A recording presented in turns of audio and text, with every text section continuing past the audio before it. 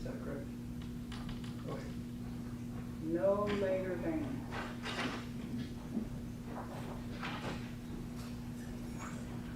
Smith, you come on back around. And you're still under oath, sir. Yes, ma'am.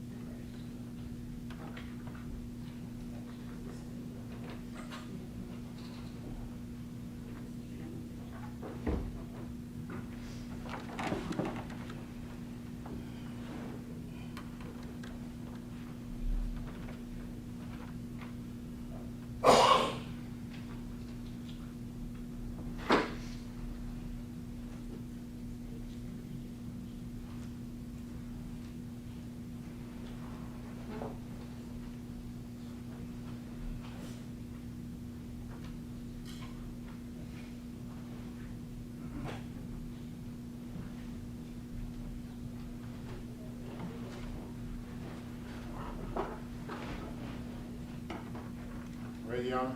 Yes. Jurors now entering into the courtroom.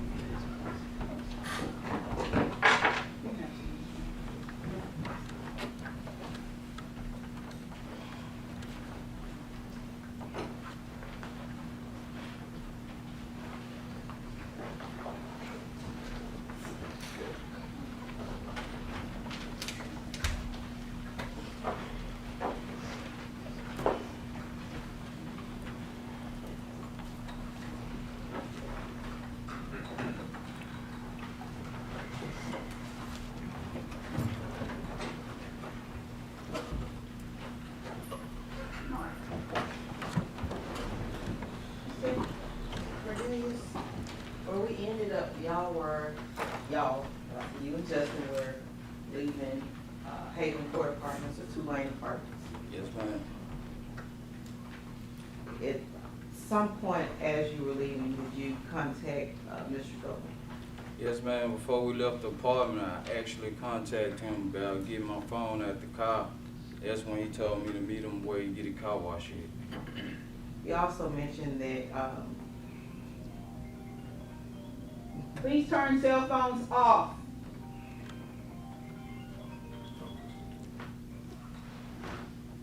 Okay.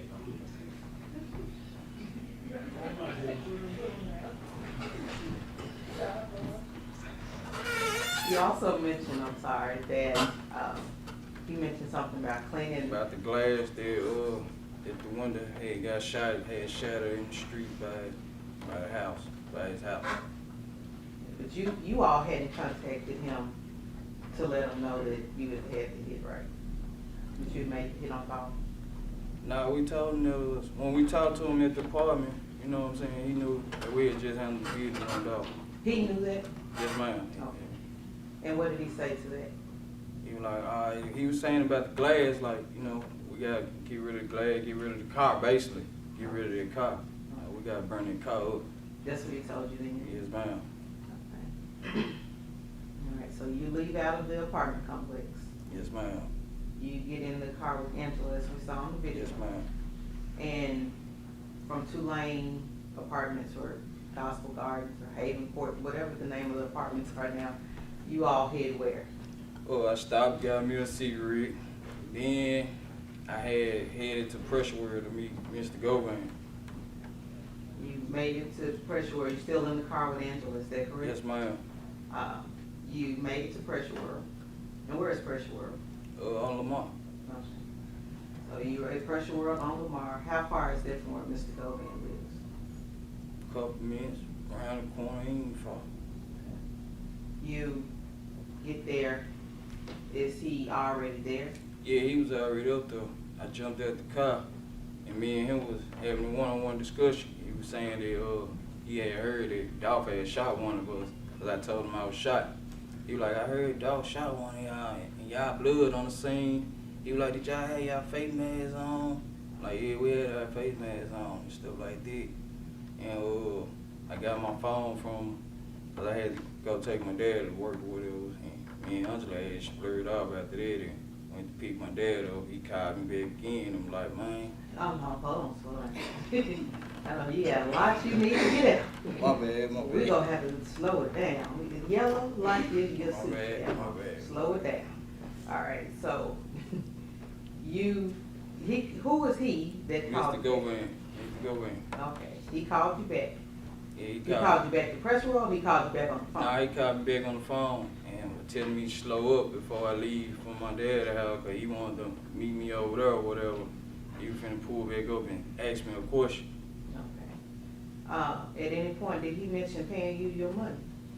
Not right then, he was just saying that, you know, he was gonna give me my money. Right? When was he saying He been said that, like, that pressure where it was like, all right, we're gonna get that money, you know what I'm saying? Like, basically. this? And I'm not sure if we mentioned this before, was Mr. Govan to get a cut of the money? Yes, ma'am, I supposed to give him 10,000 at my cut. Okay, was Justin supposed And he to? told me Justin supposed to give him 10,000 as well, so I was like, I agree with the 10,000 cut. Cause he put me on the list, like, I hired you to do this, so, you know, give me a cut of it. So I'm like, all right, I agree with it. No. All right, so he calls you back after you leave pressure world, told you slow up, you want to meet at your, is My it your dad's house? Yeah. Did he ever come to your dad's house? Yeah, he pulled up. When he pulled up, he jumped out. Now the conversation, I really forgot what we were talking about right then, but it was concerning what just happened or whatever. But I like, man, give me a couple of dollars right quick so I can give me some more pills, cause he said he ain't had none, and I was shot, so I need the numb up, you know what I'm saying? He gave me a few dollars, then he left. He gave you what? He gave me about $30, $40, then he left. Okay. And that was the same day that happened? Yes, ma'am, it was like an hour or so later. Were you still with Angela then? Nah, she had left and took my dad to work for me. I stayed back so I could talk to him. Did you see Mr. Govan anymore after that day? Yes, ma'am. Later on that night, I pulled back up at his house. He was on the phone with Justin at the time, and Justin was... Justin? Yes, ma'am, Justin Johnson. And Justin was talking about cash out for him some money so that I could get another wound kick, because I was bleeding bad or whatnot. I pulled up over there, he gave me a few pills or whatever. And, He gave you some more? He had pills then? Yeah, he gave me some ecstasy pills. Okay. Not oxycodone. Now he gave me some ecstasy pills or whatever. That was gonna help with your wound? Nah, that was because I had to get up the next morning, early that morning, and go get a car cover. He gave me some money to buy a car cover as well, you know, to cover that car up that was sitting across the street. You know, he was like, first he kept saying we gotta bring the car up. But, you know, he said, he gave me the money to go get the car cover or whatever. When did he give you the money? That night, he gave me the money. The night of, That night before. it's a lot of nights. The same night the same morning the car got discovered, the night before that he gave me the money, because I went to AutoZone that morning and got the car covered. And I was going to wait till it got dark to put it on the car, but they discovered the car. All right, so, but he gave you the money the night before? Yes, ma'am. Okay. Let's talk about what else happened the night before. The night before the car was discovered, Yes. I had went and wiped it down or whatever. I Okay. went and wiped it down. I had called him and told him that I was going in the backyard to wipe that car down. So he wouldn't, you know, shoot at me or nothing like that. He'll know who it is in the backyard or whatever. Even though he lived across the Yeah, street? even though he, you know what I'm saying? 'Cause I know. What well, I'm saying like this, you know, in the streets, you know, you watch your surroundings basically. So, you know, you see some funny stuff, you get, you know, kind of street life we live. You'll get kind of scary and you get to shoot things somebody after you. Then what it just happened, you know, Young Dolph just got killed. So, you know, he had to be aware of everything.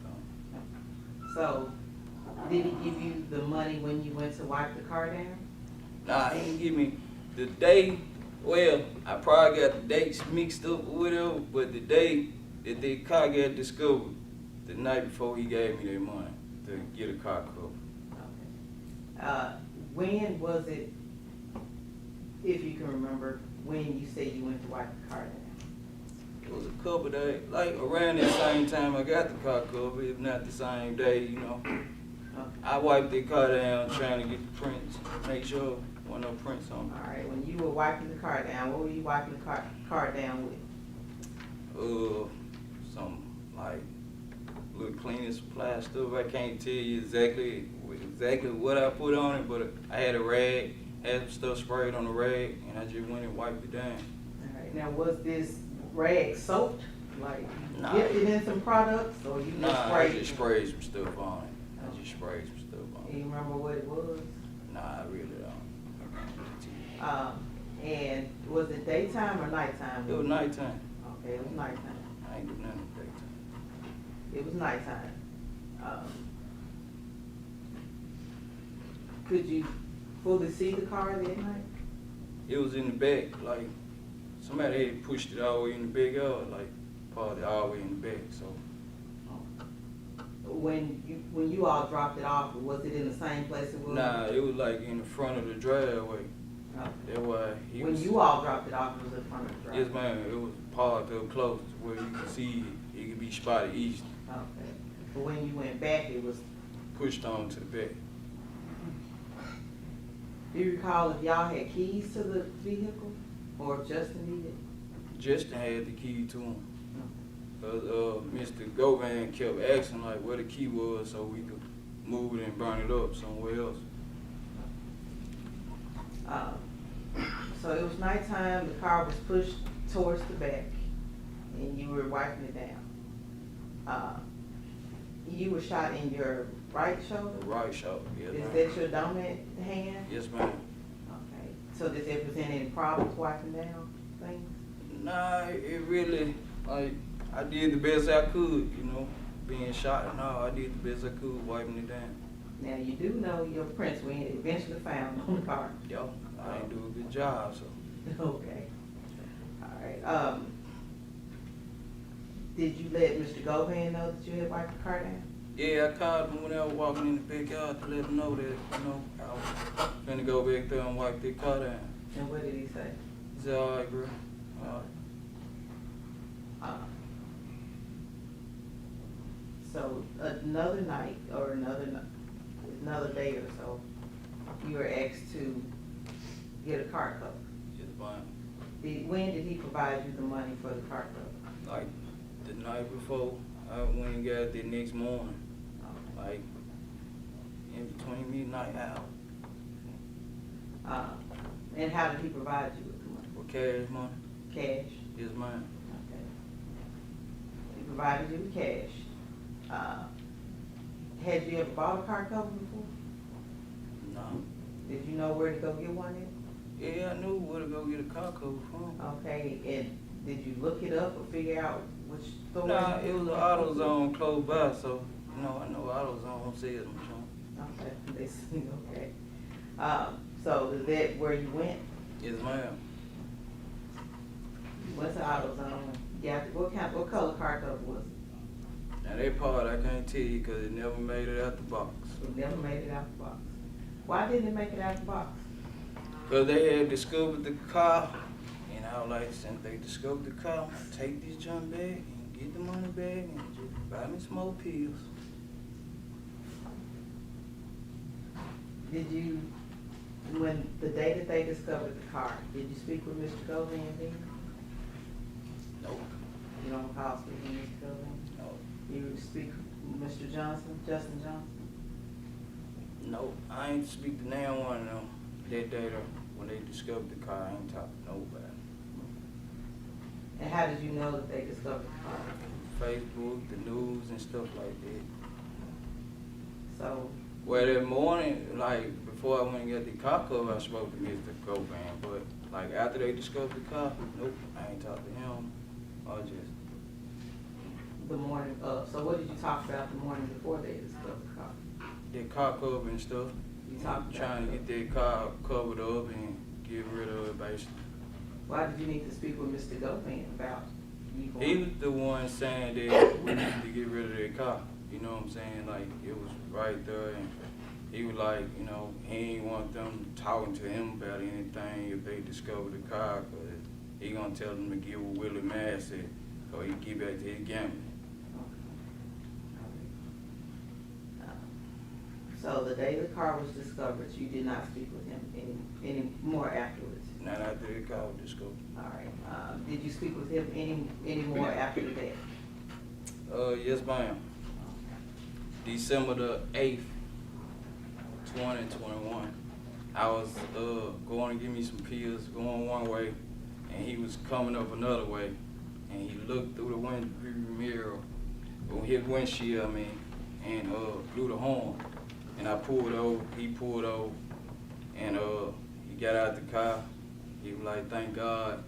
He was telling me that he been getting shot at and stuff, and he asked me have I spoke to Mr. Justin Johnson, because they had ran in Justin Johnson's house the night before, whatever. He showed me some things on his phone, and he was asking me, did I have a number he get in touch with me on? He told me I need to get rid of my phone. I need to get rid of that phone, is all he was saying. And he was like, he was gonna go to Privé that night and get my money, and he was gonna call me. He asked me for a number, and he was gonna call me. Did he ever call? Now the U.S. Marshal was on me the next day. I was in jail. So he didn't have a chance to come. Nope. Okay. So you said the next day, so that would be December 9th of 2021? Yes, ma'am. December the 9th. What else sticks out about that day? December the 9th. It was my daughter's birthday. All right, it's a different daughter's birthday that was on Yes, the day? ma'am. Yes, ma'am. It was my daughter's birthday. I had took her some cake and ice cream to school, and U.S. Marshal was trailing me the whole morning. And you were eventually arrested? Yes, ma'am. I was arrested. Did you have your phone on you that Mr. Govan told you to get rid of? Yes, ma'am. I had that phone on me. Okay. Did you have more than one phone? Yes, ma'am. I had Ms. Angela's phone on me as well. Well, did you have another phone? Did you get rid of the phone that Mr. No. You never got rid of the No, I phone? never got rid of the phone. You never took the I phone? gave it to my children's mother, like, after I saw the U.S. Marshal trailing me. Okay, I gave it to my children's mother that's what I'm saying. and left, yeah. And to your knowledge, police got that phone from her? Yes, ma'am. They got a warning when her house. Got the phone. Yes, ma'am. How did they know she had the phone? Or do you know?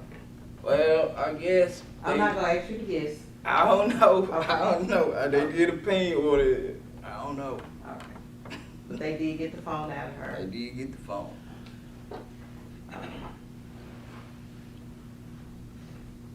And you didn't speak to Mr. Govan anymore after that. Now, you were promised. Hold on for a second. Was that a yes or no? You shook your head. No, ma'am. I didn't speak to him no more. So, as part of this, you were promised that you would receive $50,000, is that correct? Yes, ma'am. Did you ever receive that money in your hand? No, ma'am. Once you were arrested, was the money ever gifted to you or? Not provided? directed to me, but it was provided for lawyer fees. And do you know about when that was? I just can't. No, ma'am, I can't recall. But it was after I was locked up at 201. To your knowledge, was Mr. Govan locked up at that time? No, ma'am, he wasn't locked up at the time.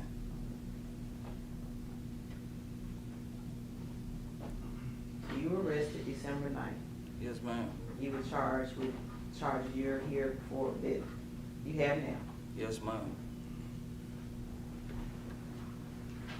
Were you promised anything for your testimony? No, ma'am. Do you hope to receive something from your testimony? I'm praying for it, but I wasn't promised. Like, I've been asking for a bond. I wasn't promised nothing. And you've spoken to prosecutors. Yes, ma'am.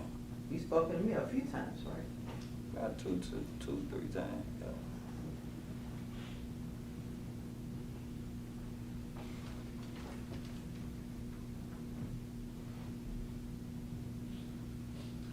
everything happened here in Shelby County? Yes, ma'am.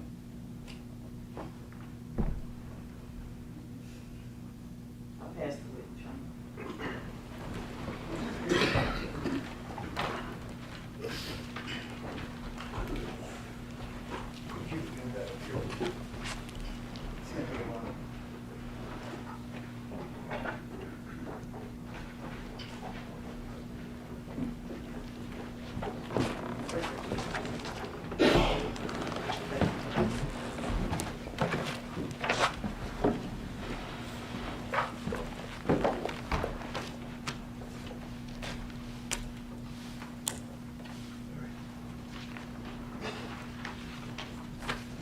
Mr. Cornelius, my name is Manny Aurora. I'm the lawyer for Mr. Govan.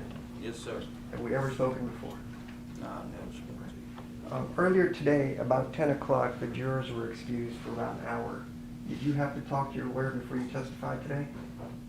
Nah, I asked to speak to my lawyer. Okay, did you talk to your lawyer? Nah, my lawyer out of town. All right, did you talk to one of his associates? Yes. And is she the one sitting in court right there still? Yes, ma'am. Yes, sir.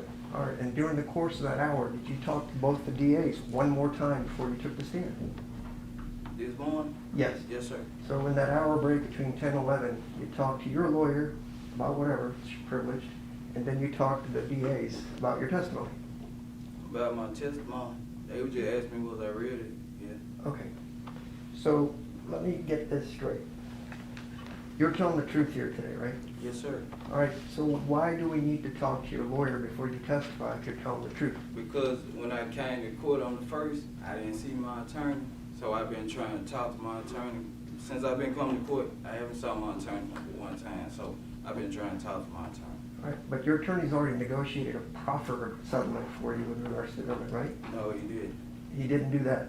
No, he didn't tell me that I got nothing on the line or nothing, so I'm trying to ask what's going on. All right, so if your lawyer didn't tell you anything, you're totally on your own cooperating with the government, hoping you can negotiate some kind of deal with the government? No, I'm just keeping it real because they already know everybody else already made statements and told their part, so I'm telling the truth too. Okay. My point to you is before testifying here today, you asked to talk to your lawyer about whatever you talked about. Then the government lawyers went in and talked to you, and then you testified. I asked to talk to my lawyer because I haven't saw my lawyer since I've been coming to court, sir. Right, so I'm trying to ask you, what is there to talk about? You knew why you were coming I'm here trying for. to see what's going on, sir. Right, going on as to why am I brought to Shelby County? You didn't know you were going to testify in a trial today? Yes, I did, but I'm trying to see what's up on my behalf, like me and him talking, like on our terms. Okay. And you know the ladies came and saw you at the jail a couple times, as you said, 2 or 3 times. 2 times. In the last week, right? Nah, they talked to me like last week, then like a week or 2 before that, and then just picked up 3 times and talked. And prior to that, you talked to an ADA named Hagerman about 5 times. You remember a tall white guy that's bald? Yeah, I remember Paul. Okay, and you talked to him about 5 or 6 times? I don't know, I can't tell you exactly how many times I talked to Mr. Paul, but I talked to him a few times. Okay. And to the police, you made at least 4 statements, if not more? Nah, I ain't made no false statements to no police. All right, did you talk to him in December after you got arrested? Yeah, Did you talk to him again at least in March of 2022 after you got I arrested? talked to Paul then. Okay, that's the prosecutor, right? Yeah, And he had the cops with him? yeah. Okay. So you get arrested on December 9th. You're indicted on January 2022, just about a month later, right? Right. Then you have your lawyer and you go talk to Paul along with the other cops in March. Is that right? Right. Okay, and then you talk to him again after that, right? Yeah. You remember talking to federal prosecutors in August of 2022 and making a statement. I don't know who I was talking to, and I don't remember like what time it was, but Okay. yeah, I talked to him. All right. And you remember when you previously given statements, you acknowledged you lied to the police throughout this process, right? You denied everything and then you opened up? I ain't say throughout the process, I didn't say that. Okay. When I first spoke to them, when I first got him locked up December 9th, I was intoxicated. So, you know, I really didn't want to talk. Like, Okay. So you are now telling me that on December 9th the police illegally questioned you while you were drunk? They didn't wait for you to I sober didn't up? say they illegally pushed me. I said I was intoxicated. And I said I would talk to you, so, but I talked to them, I was intoxicated. Okay. These are your arrest is made by the U.S. Marshals. And so you would have been intoxicated at the time the Marshals arrested you? Yeah. And this is in the daytime, right? During the day? Yeah. All right. And so you're really close to your daughter's birthday on the day they arrested you, but you're drunk. Is that right? Now let me check this out. These had went. I saw them trailing me. U.S. Marshal was trailing me. They used to follow me the whole morning from the time I got up. After I saw him, the next day they was on me. I Okay. saw them trailing me. I went and got cake and ice cream for my daughter. I dropped Angela off at work. I dropped her cake and ice cream off at the school.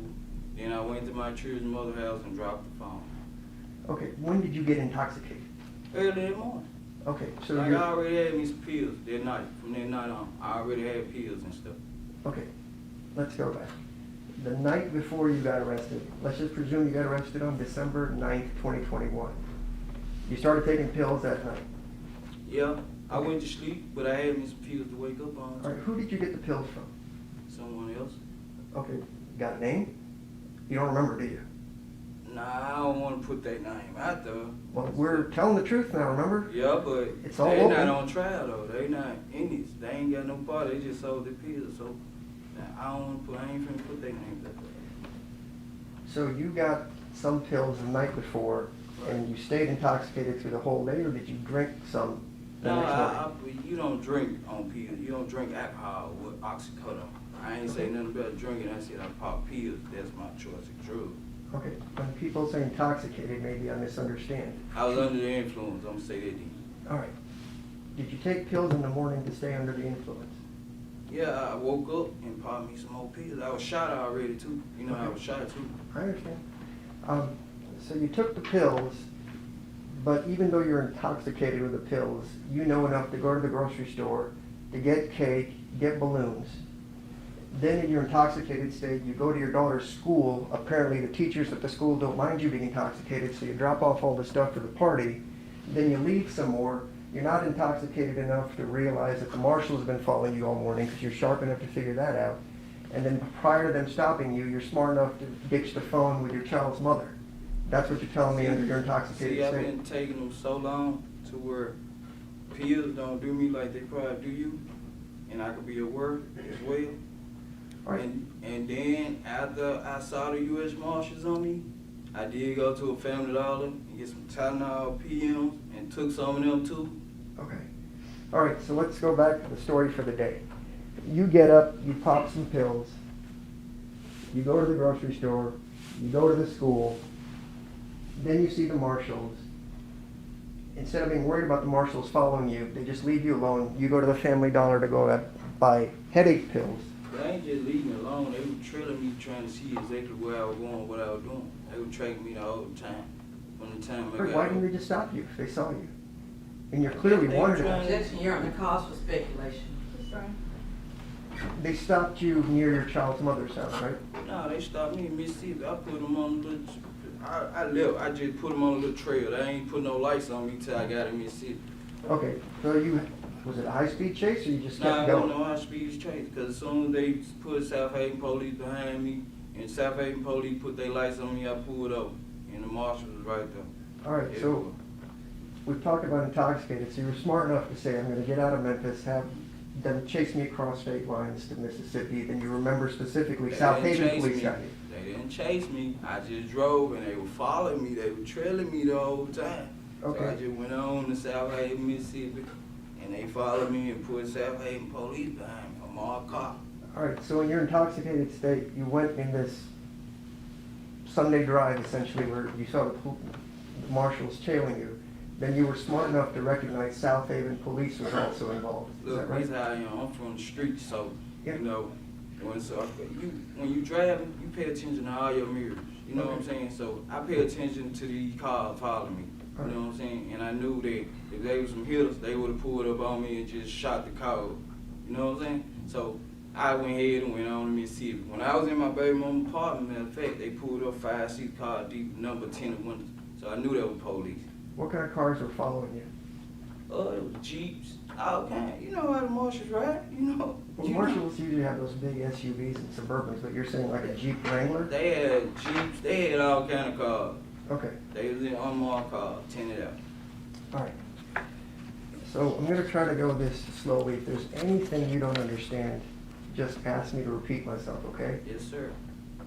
I have no quarrel with you. I respect what you're trying to do. I just want to respect ask you, some too. questions, I ain't okay? got no problem. I respect what you trying to do too. When we first started this morning, you had mentioned you'd been shot twice and you were losing a lot of blood. Is that a guess? Yes, sir. And you said it was gushing everywhere out of your arm. You had to get medical care. No, I got a wound kit.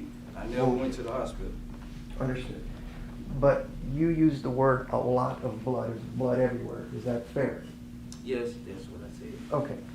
So as you're bleeding with blood everywhere, you got into the Mercedes to make your getaway. Yeah. I didn't even recognize I was shot at the time when I was in it. It's like, man, like when I got in the car, I didn't recognize I was shot. But you saw you were bleeding. No, once we pulled out Okay. and he shot the window, that's when I know I had a hole in my. I wasn't bleeding then. Okay. When the car left, as it's leaving Makita's Cookies, you get shot in the arm. I don't know when I got shot. I see it there. I don't know when exactly. What point I was shot at, I don't know. But once we pulled out and we was driving crazy, that's when Jesse said he was straight. And I looked, I'm like, dang, I'm hit too. And I kept asking him, was he okay? So obviously at some point when you're shooting your AK-47 into the Makitas and backing up, the other guy comes out and then at some point he grabs an AK-47 and shoots at you. You have to have been hit somewhere along that point, right? Yeah, it was so bad, I don't know when I got hit right here anyway. I can't tell you when. I didn't feel it. Okay.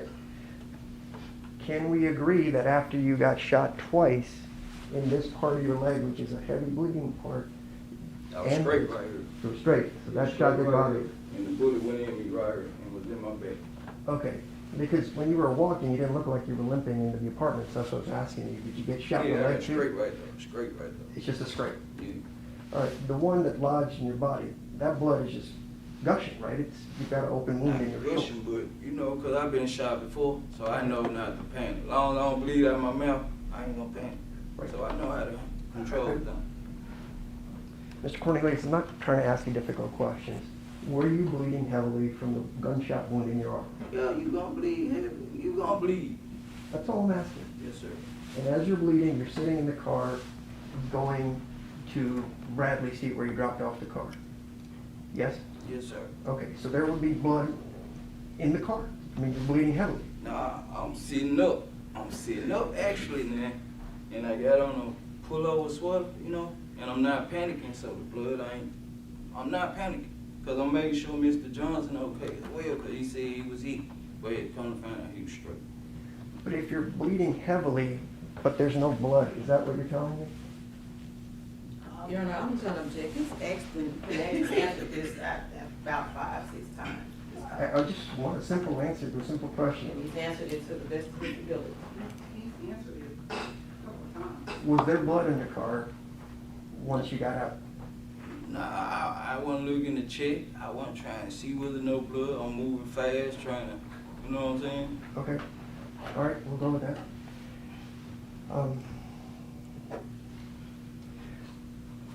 And you mentioned that Justin had the car keys, is that correct? Yes, sir. All right, so when you guys dropped off the car, Justin got into his SUV that he left across the street from Mr. Nah, Govan. I got out and jumped in the SUV. On the video, you saw I was driving the SUV in the apartment. I'm not talking about the apartments. Remember when you dropped off the car? Let's focus. When you guys dropped off the white stolen Mercedes, Right. you said across the street from Mr. Govan's house. Like, You and Justin got out of the car. I got out the car to move the truck. You had to move the truck out the yard first to pull the car up. That's what I'm saying. Okay, so you did that. Yeah, Whose truck was it? it was Justin again. All right. Who drove the truck away over the two-lane apartments? I did. So that white SUV that we saw you were driving it? Yeah, that was me. Okay. You don't know who struck that? No, All right, it was just like it. all right. When you drove the Mercedes into the driveway, No, I did not. I can't drive two vehicles. I jumped out the Mercedes to move the white truck. But if you- Justin parked the Mercedes. He was driving, as you saw in the video. all right, so even though you couldn't drive too good, you drove the SUV, the two-lane Who said I apartment. couldn't drive too good? I ain't You say just I- did say that. I ain't say. I said I can't drive two vehicles, two cars Okay, at one time. all right. So did Justin have the keys to the Mercedes? Yes. Okay, so he does whatever with the Mercedes, takes the keys, you guys get into the SUV, you drive it away to two-lane apartments, right? Yeah. Okay.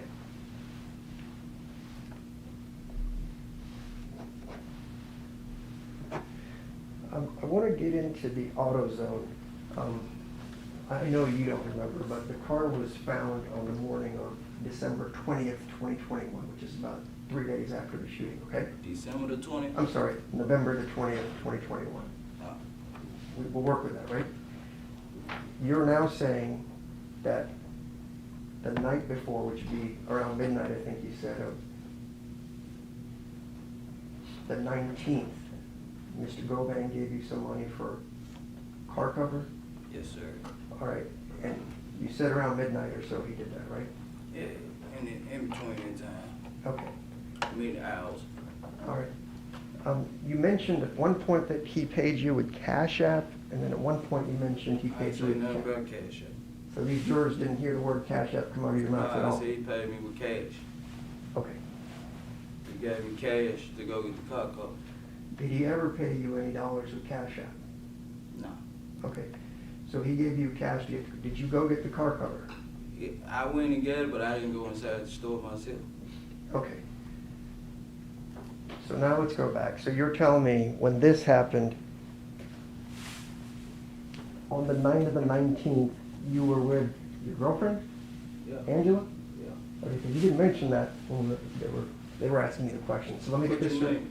What you saying? On the 19th, the night before the car was discovered, you cleaned that car, right? Yeah. Angela was with you when you were cleaning the car? She wasn't with me. She dropped me off.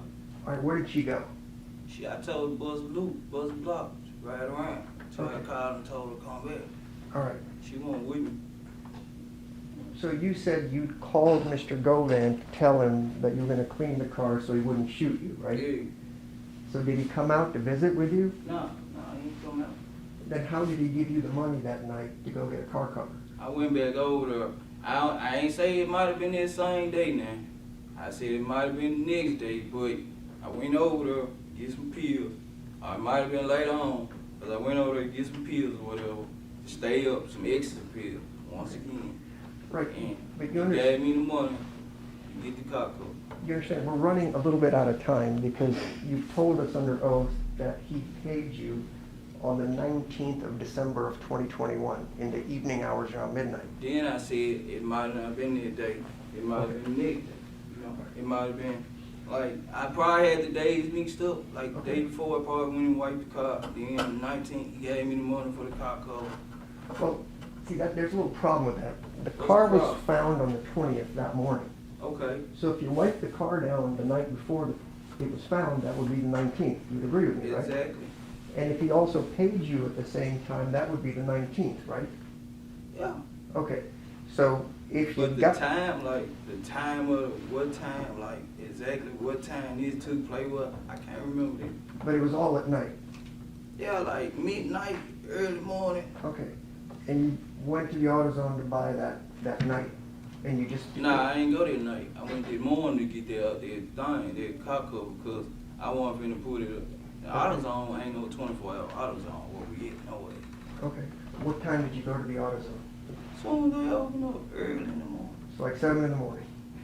Can't tell you exactly what time. Okay. I finna see real life. Who'd you go with? Me and Angela.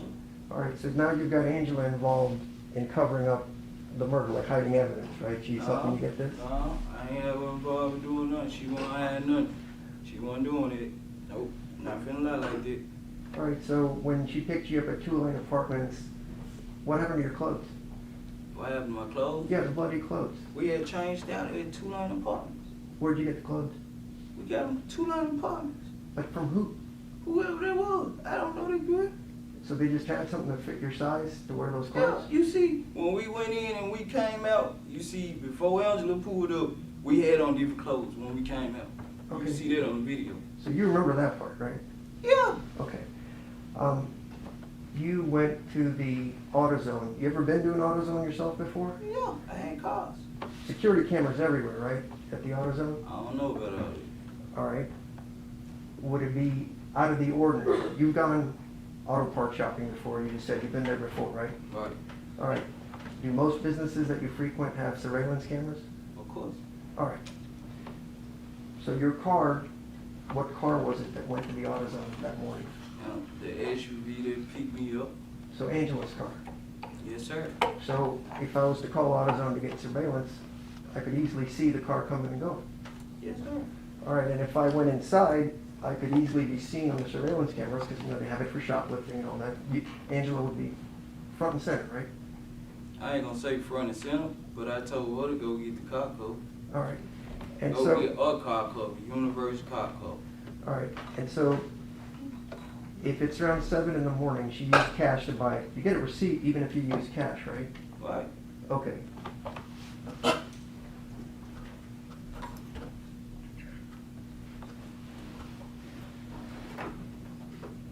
So if I wanted to double check, say I'm a really good detective and I want to figure out what's happened, I could easily go to AutoZone, pull the footage, ask them for just their receipts from between 7 and 8 that morning, who bought a car cover. I could very easily validate what you're saying, right? Of course. Okay. We agree on that. Thank you. With regards to Mr. Govan, you talk to him almost every single day, right? What you mean? Like you would hang out at his house. Yeah, I go through there, grab a few, pull up on them. Yeah, I mean, you talk to him pretty regularly, right? Yeah. Right.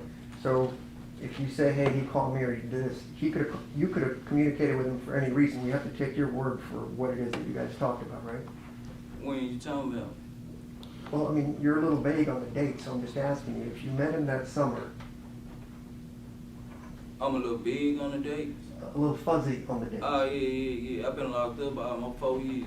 Right, but you've also talked to the police over those course of the 4 years, especially in the first 6 months. But Then not you- like this, not like... Right, I know, because there's pressure here when you're under oath, but I'm saying, and you've also It talked ain't no to... pressure, because I'm telling the truth. Ain't no pressure. I'm being real. Your truth is your truth, I understand. You've talked to these people about 9 times, essentially, the government lawyers, right, prior to testifying here today? I can't tell you exactly how many times I talked to them, sir. Okay.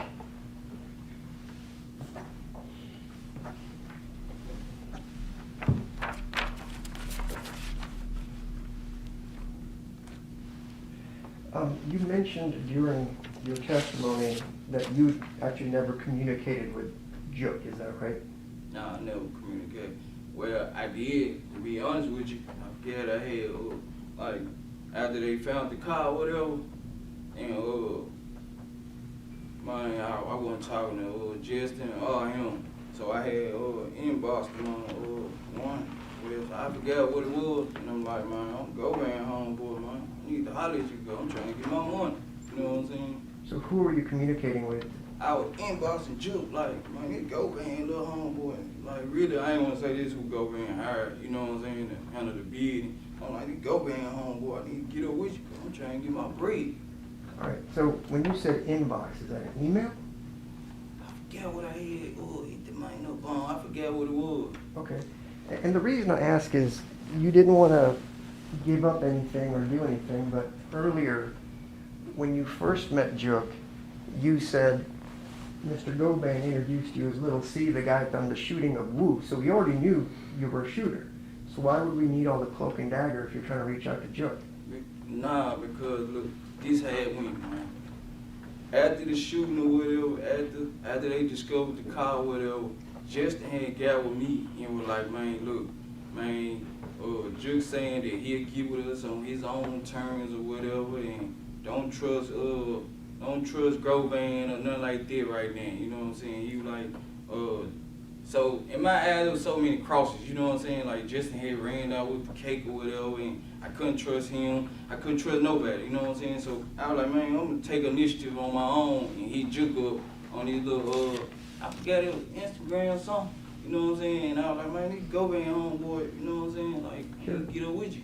Really, I need my money. Did you ever text Mr. Juke at all during the course of all this? That's what I was saying on a website, like on Instagram or Facebook, something like that. I forgot what it was. I ain't have his number personally. I could not contact him, like call his phone and say, Juke, where my money? No, I couldn't do that. Okay. Could Angela do that? No. So nobody. Angela ain't know nothing about no Juke or none of these. Like, no, she couldn't. Like, she couldn't just hit Juke up. She don't know him or Govan.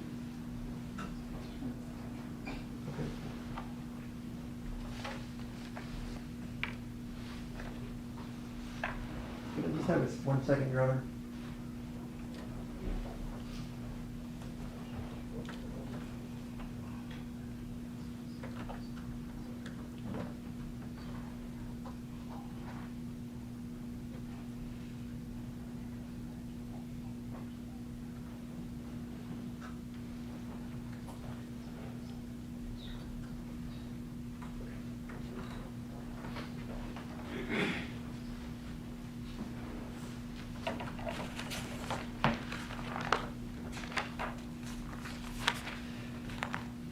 We've talked a lot about parking the car across from Govan's house, but you recall some hours ago you said your friend Bobby Carter lives across the street from Govan as well, right?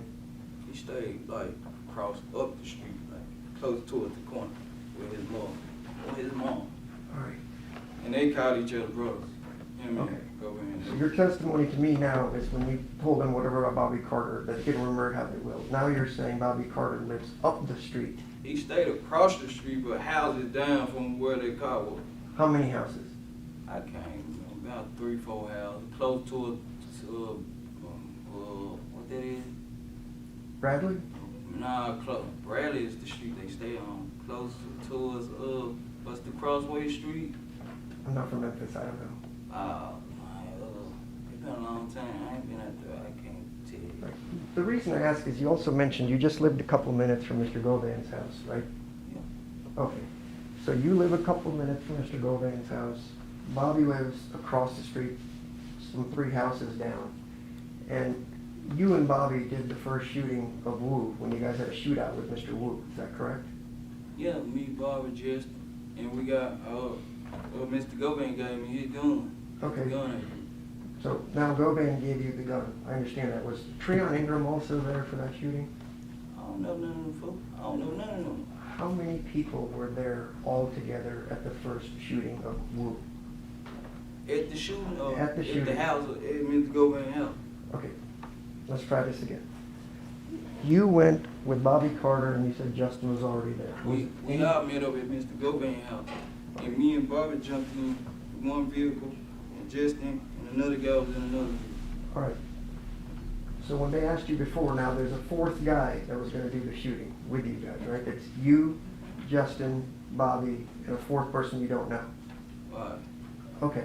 So you guys drove off and found Wu and had a shootout. Yeah, he had told us Wu was at the house, Mr. Govan. So Mr. Govan knew exactly where Wu was at the They date knew and the exactly time. where Wu stayed at. Okay, so did you shoot up his house? Nah, like I said, the gun had jammed up. I was on foot walking up, and he was coming at the house. And the gun Mr. Govan had gave me had jammed up. And I had jumped behind the tree, and Bobby was trying to get to me. Okay. Were you ever charged with the attempted murder of Wu No, by the state? no. But you told them that you tried to kill somebody and the gun jammed up, but they didn't charge you with a conspiracy Nah, or attempted murder or he anything? ain't called no police then. Like, that was street stuff. Ain't nobody attempt, like, he shot back. Like, it was a shootout. After that, it was unity. Well, with Mr. Dolph, though, that was a shootout too, because they shot back at you and they hit you We twice. shot first, though. We shot first, so it really wasn't we ran as they were shooting back. We were pulling off as he was shooting back. Okay.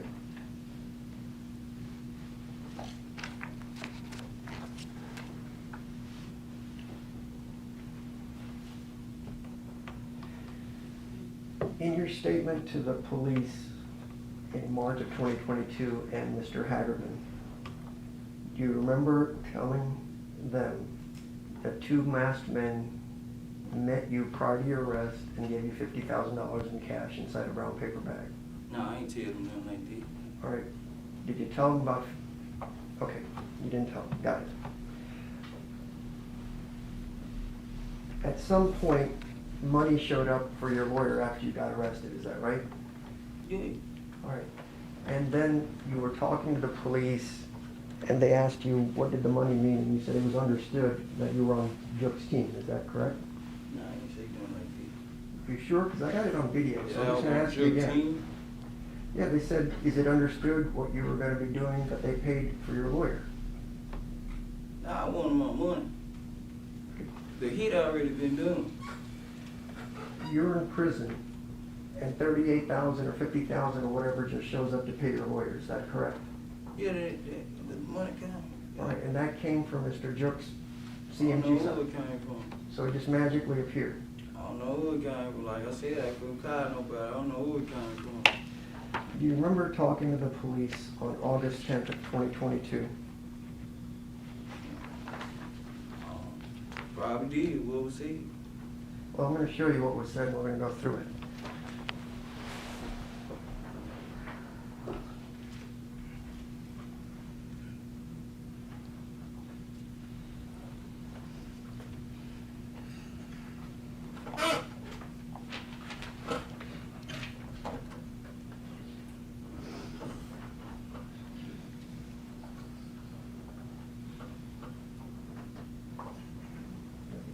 May I approach the witnesses? You can give him the. I want you to read paragraph 17 to yourself, and I'm going to have a handful of questions. And Your Honor, can we approach, if you might have him to sit down, please? Hold on for just a second.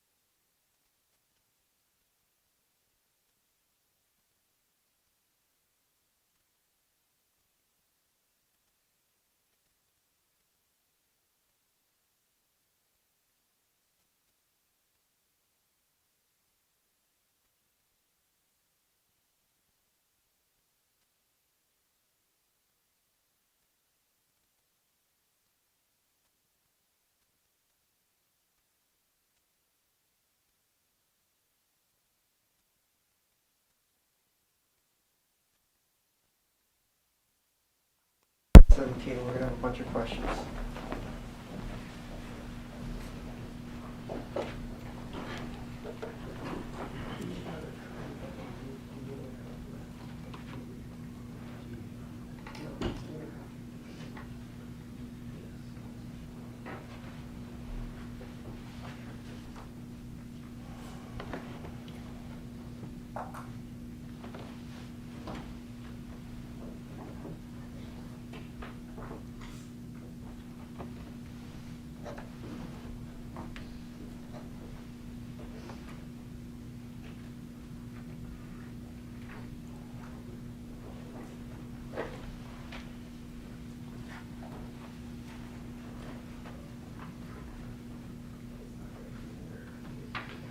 Mm-hmm. Okay. Can I retrieve it back from asking questions?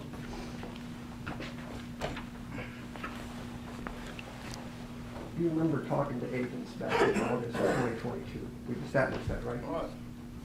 All right. Who is Vanessa Covington? My sister.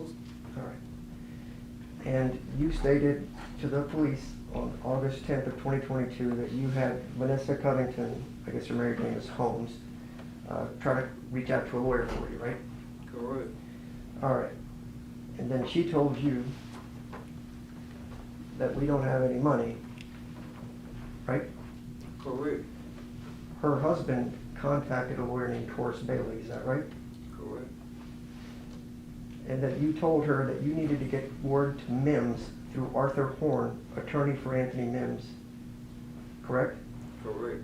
So you told your sister to reach out to Jook's lawyer, Arthur Horn. No, I did not tell my sister did.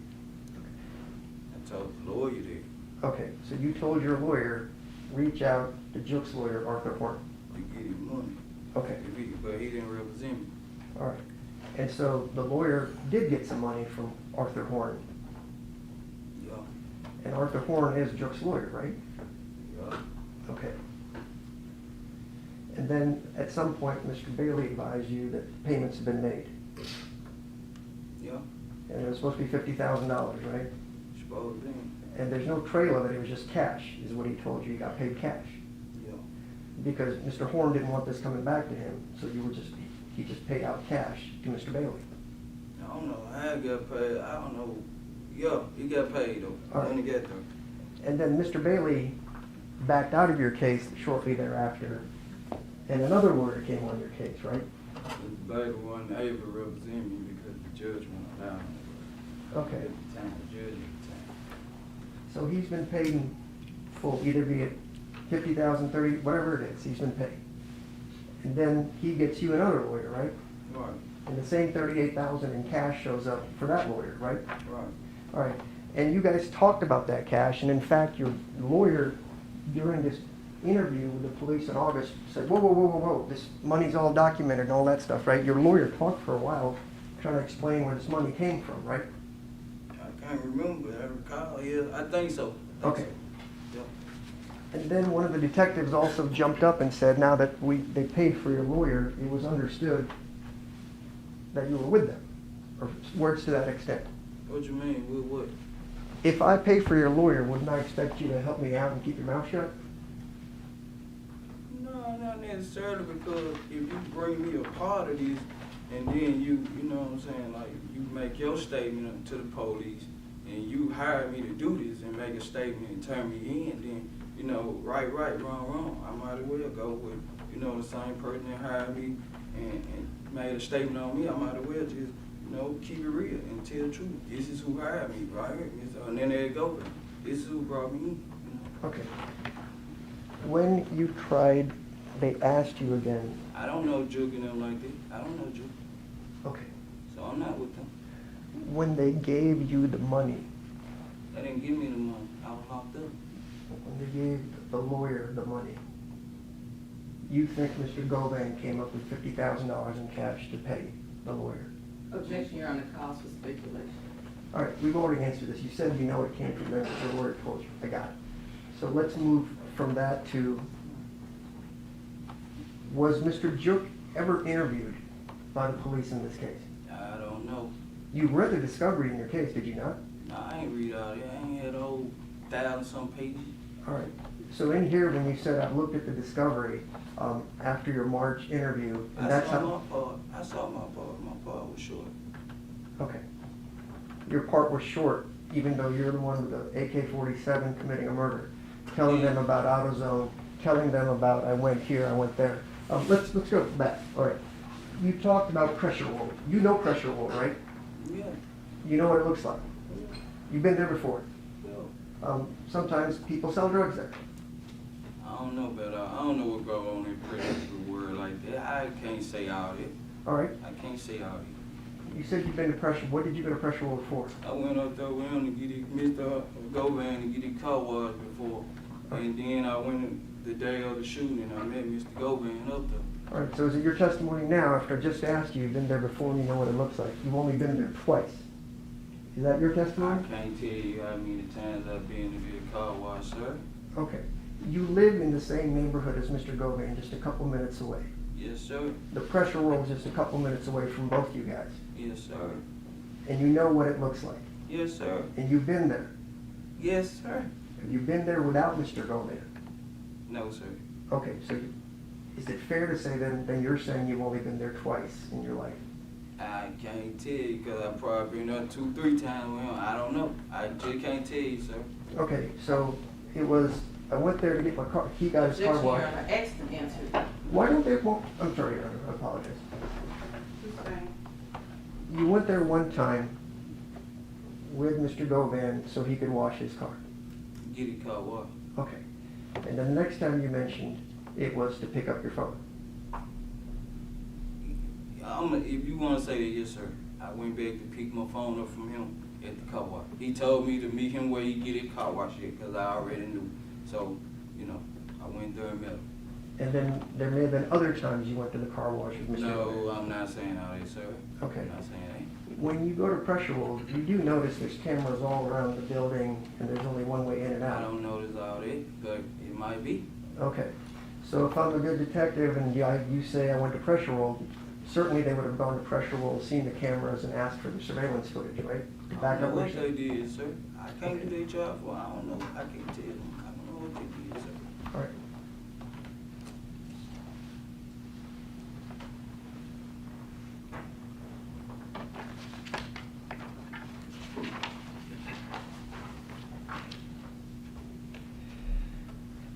When you talked about when the meeting happened, was it just you and Jook when the meeting happened? No, me, Joe, and Mr. Hernandez Govan, sir. And was that planned in advance? Nah, I told you I was just pulling up the 5 pills. Actually, Joe was already over there. And Okay. Govan was like, we're gonna let's see right here. You know what I'm saying? This is what we had to be the other day. All And right. Joe was like, hold on. Put them phones, you know what I'm saying? Can't trust you like that. With regards to trying to figure out when this meeting happened with Jook, that's the first time you saw him, right? Yeah. Okay. First time I saw him. And you just know Mr. Govan for a very short period of time prior to this meeting, right? Right. Okay, but Govan, even though you don't even know him, approached you and said, you want to kill some people. Nah, he said, you know, paperwork got hits on the head. Not you want to kill some people. Then Okay. paperwork got hits on the head. The boundaries on it. Right, so, This our turn. You Okay. know what I'm saying? Street. This You our just- turn. I always seen.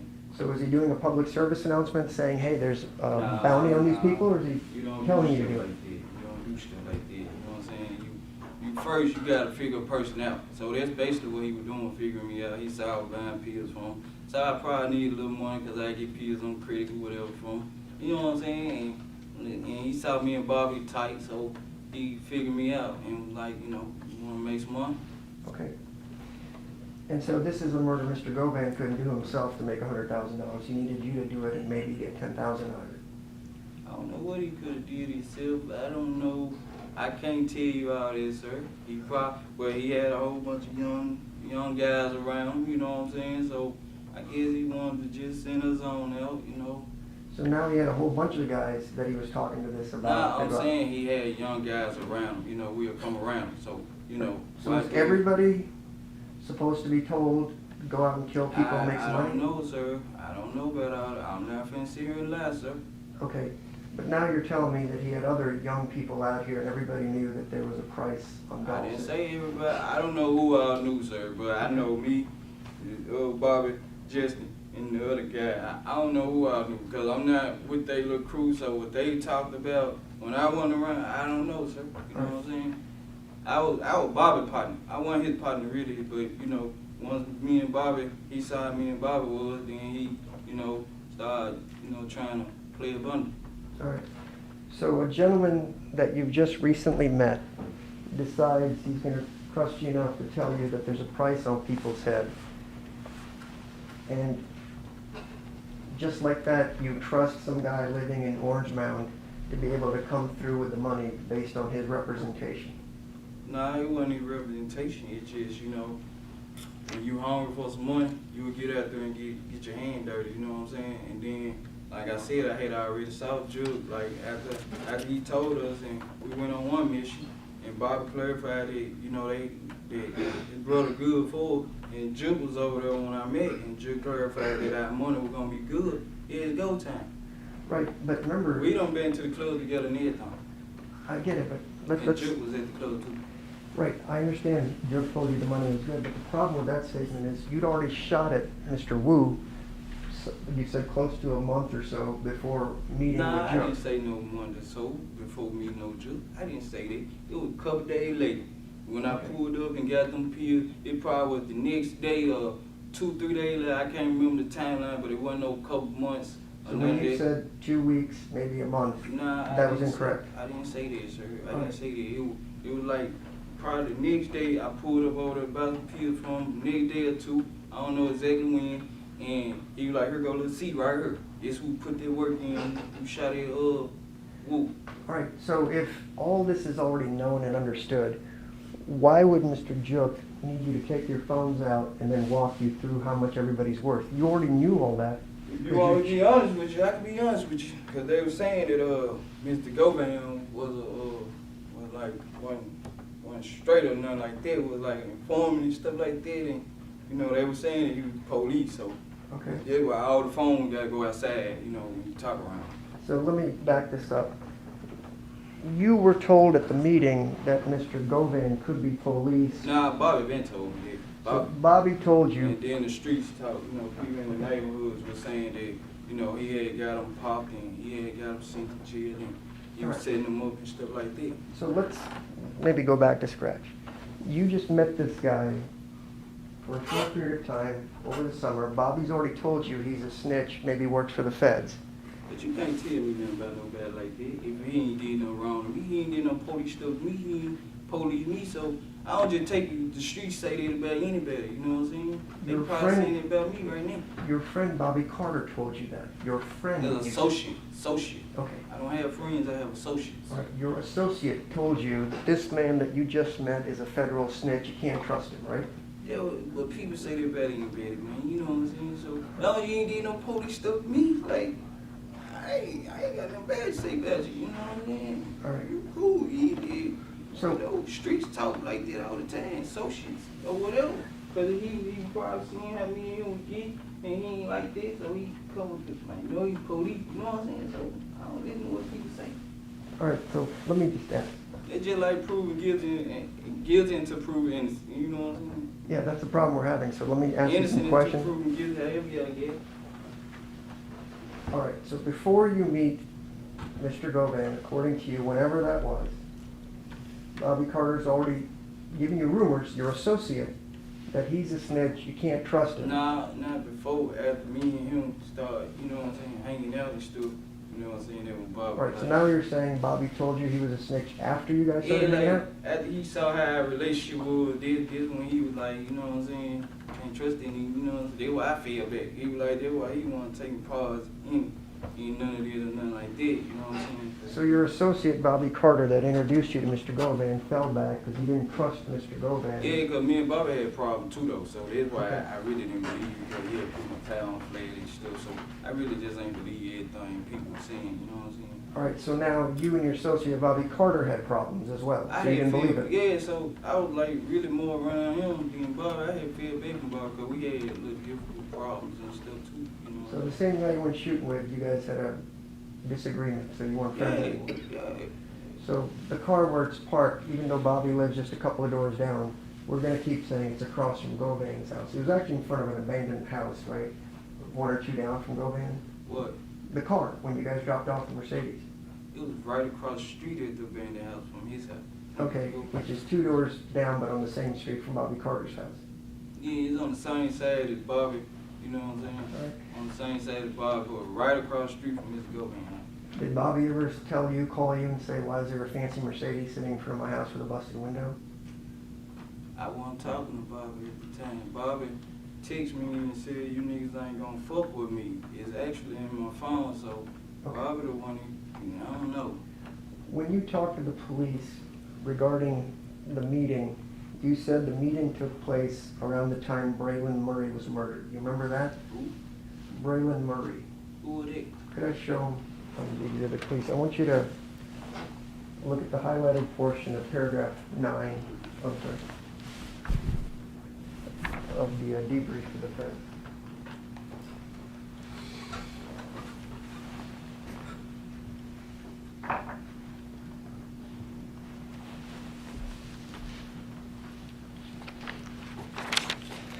You mentioned you've seen the discovery about you, so this is about you. You agree that the feds wrote up a long 6-page summary about your interview, right?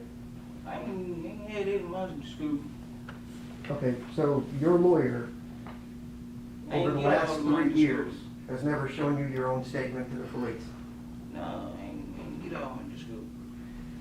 So you're basically telling me your lawyer is a complete buffoon that didn't share your own discovery No, I with you? wouldn't say that about my lawyer. I'm not saying it, because I told him I didn't want the rest of the discovery. So I didn't say that. I just said I didn't get all my discovery. So you know specifically the interviews that you did with the police, maybe the most important thing, he didn't give those to you. I didn't care to get all that. After this thick package came, I didn't care to get no more. Can you hand that to him? Just read the highlighted portion to yourself, please.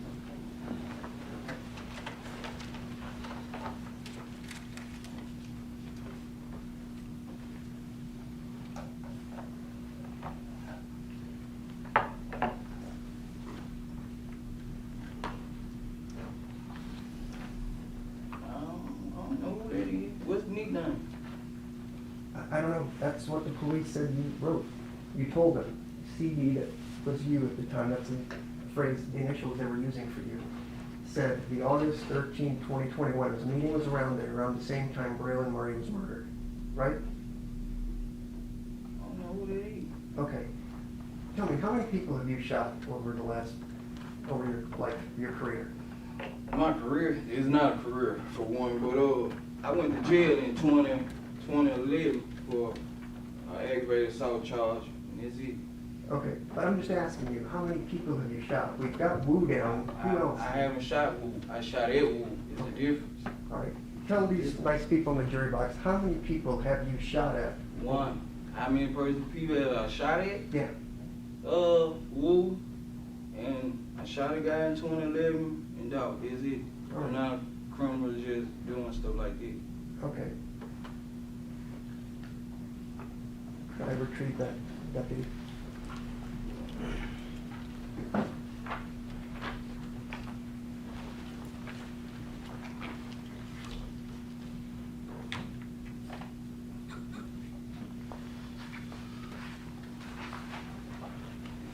You got arrested on December 9th in that intoxicated state we talked about, correct? Mm-hmm. You gotta say yes or no. Yes, sir. I was under the influence. Okay.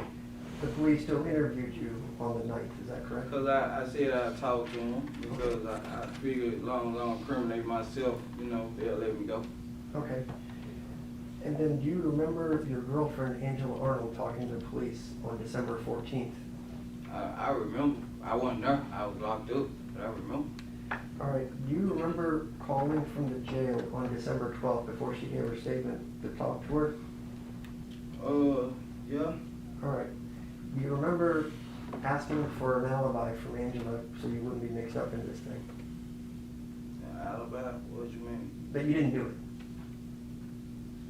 No, I probably did. 9 times out of 10 I did because, I'm trying to get out of it. And then you also called Shay. Is that Letitia Jackson? Yes, sir. And you also talked to her on December 12th, talking about what exactly happened, that you were being charged with murder. Remember that? No, I don't remember. That's my birthday though, but I don't remember. Okay.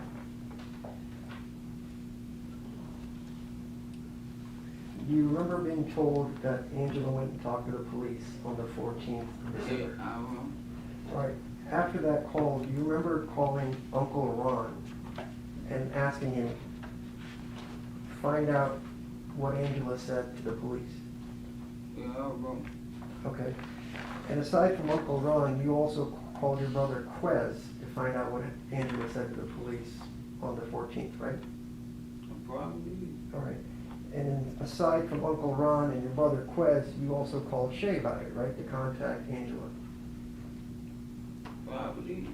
And then you, aside from Uncle Ron, your brother Quez, Shay, your child's mother, you also asked Kiana, your sister, to find out what Angela told the police. You have to say yes or no. Probably did. Okay. And do you remember your family telling Angela, do not go down to the police station to make a second statement? What you mean, my family? Who is my family? Like, Shay, Nah, Shay my kid's mama. Her and Angela don't even get along, so I don't know. Right. I don't remember that.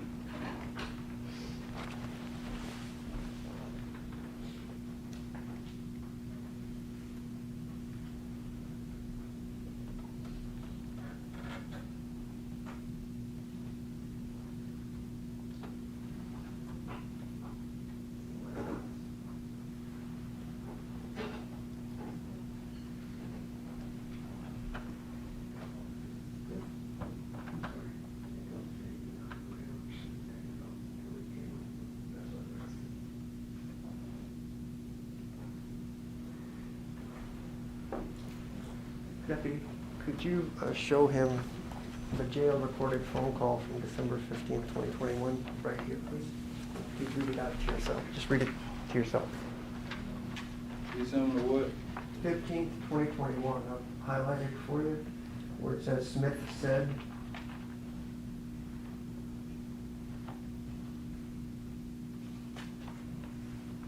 Oh, yeah. Okay, so if I could retrieve that back.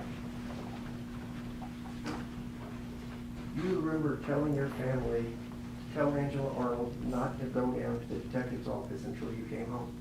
But, That's a yes, right? yeah, I read it right there. I see it. Okay. And then underneath it, you can look at it as well again. And you also tell Uncle Ron to go talk to Angela before she goes back to the police. Yeah, I read it right there. Okay.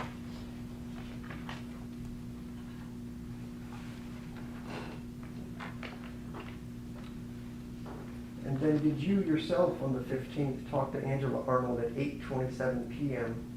to talk about her interview with the police?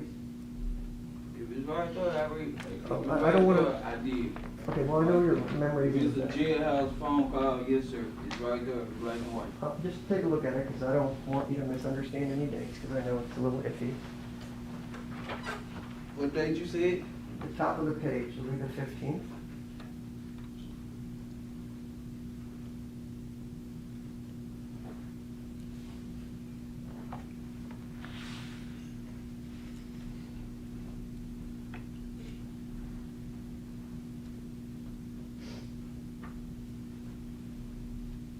Mm-hmm. Could I get that back, Deputy?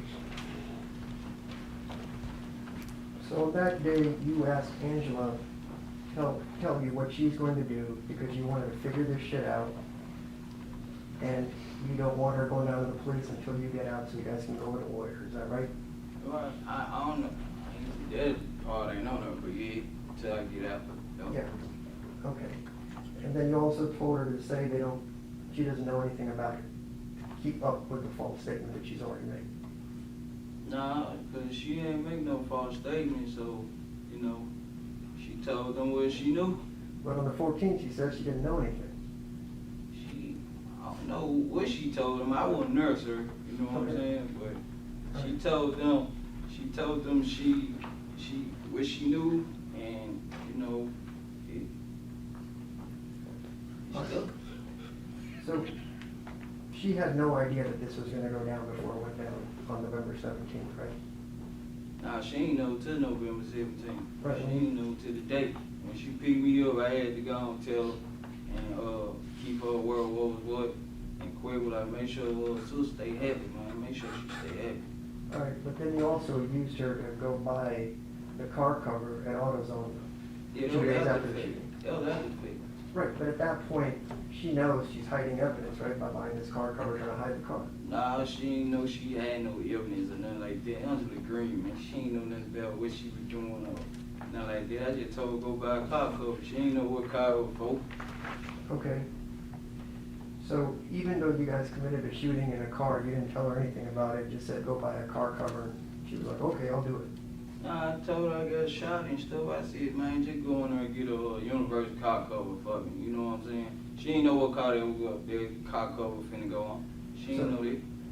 You've just been shot 2 days earlier. She picks you up at a strange apartment that she doesn't live at, where you've got bandages.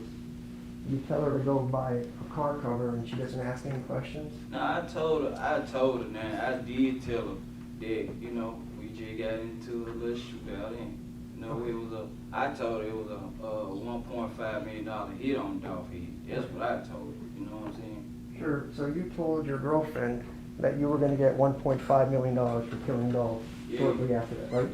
Yeah. And then it became $1 million. Then it No.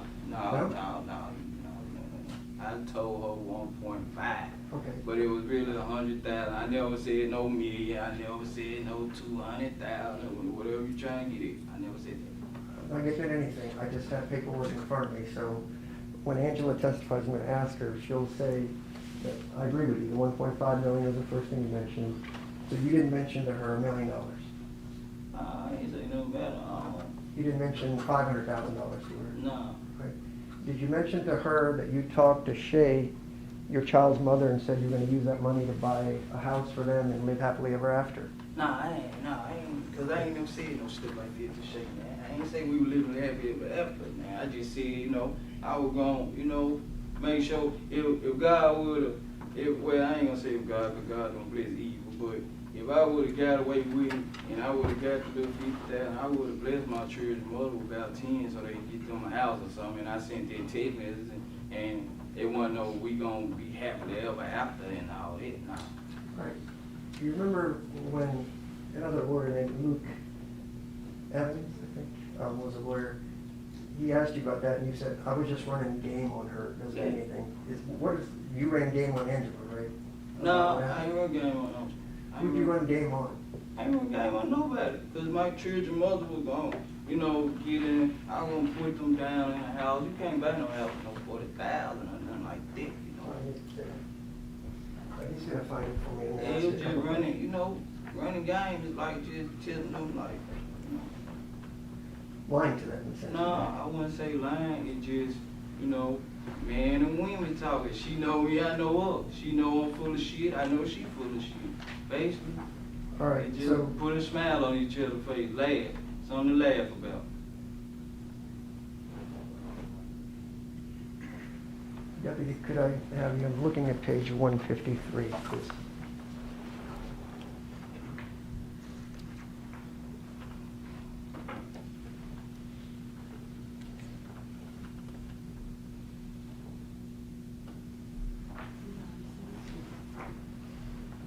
Could you better read that page, please?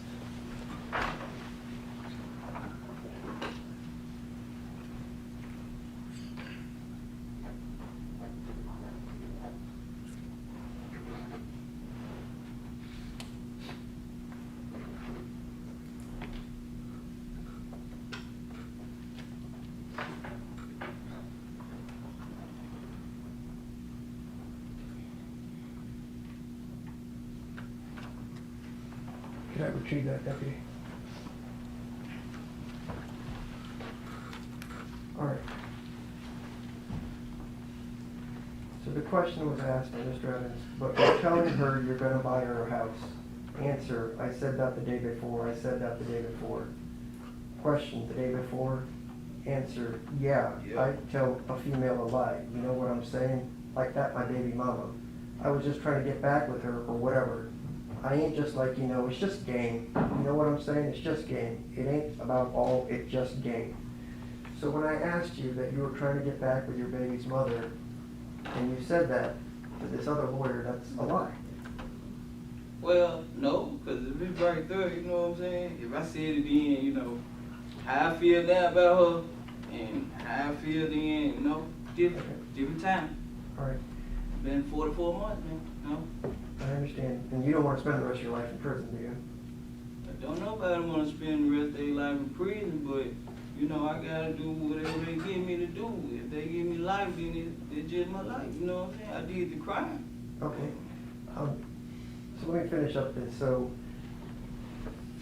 when he talked to you about the day before, yeah, I tell a female a lie, you know what I'm saying, like that my baby mama. I was just trying to get back with her or whatever. It ain't just like, it's just a game. You know what I'm saying? It's just game. It ain't all about all, it's just game. Question, so you're just lying to her too? Answer, I ain't saying lying, I ain't gonna say that. Game and lying is two different things because, tell a person what they want to hear, you know what I'm saying.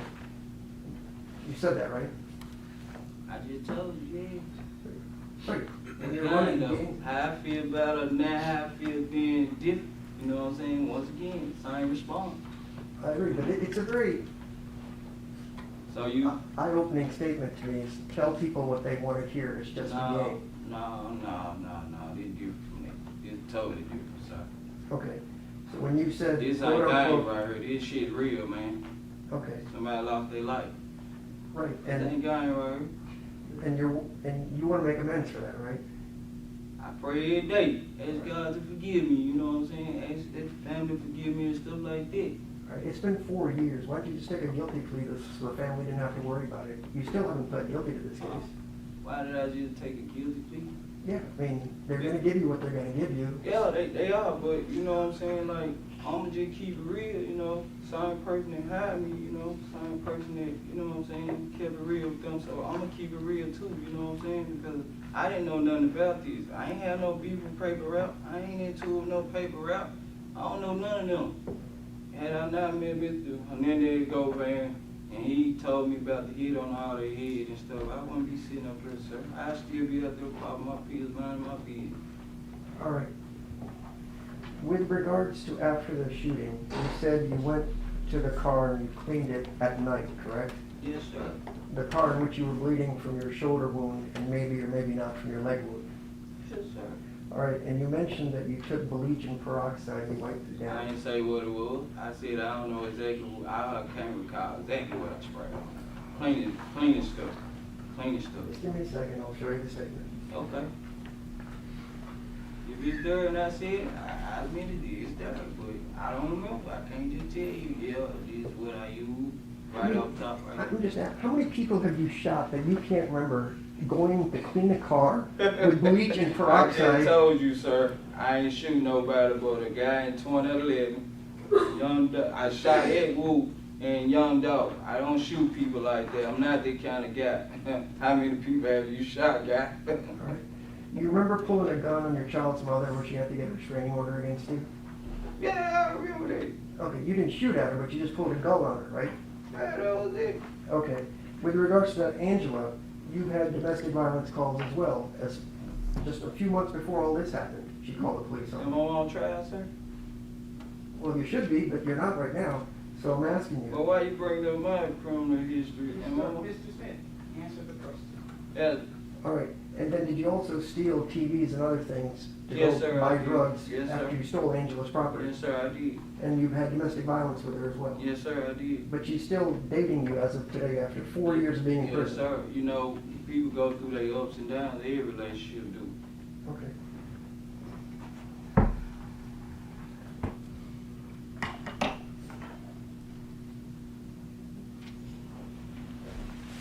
I'm going to refer to the state, page 158 and 159.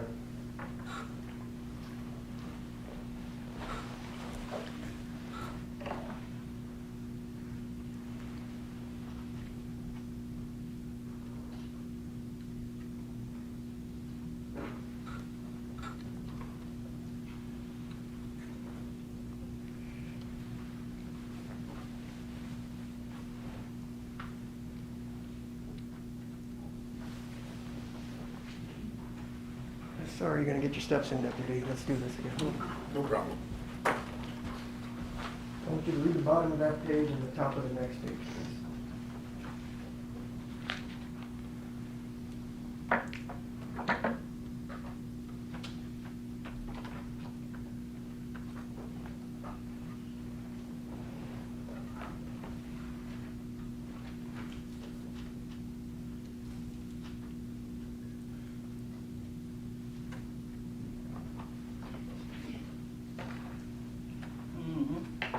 Could I have it back, Deputy?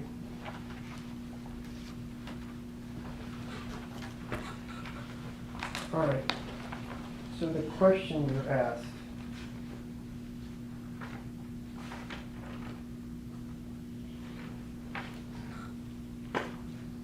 just trying to see who asked you the question. Luke Evans asked you the questions. It was actually twice. It was also asked on page 153. Question, all right. Now you said you wiped down this car. How did you wipe down this car? Like, what did you do? Answer, what you mean? Question, how did you wipe down the car? What did you do? You walked through the backyard, walked up to the car. What did you do next? Answer, I took a towel and, you know, I had like peroxide and bleach and stuff, and I wiped the car down. Question, peroxide and bleach? Answer, yeah. Question, and so you walked back through this yard and you had big things of peroxide and bleach in your hands? Answer, yeah. You trying to say how I did it with a shot arm? Then you guys go on as to how you would wipe that thing down. Remember 3 different times you talked about bleach and peroxide? Yep. And carrying big things of bleach and peroxide to the car? I ain't say I carried you.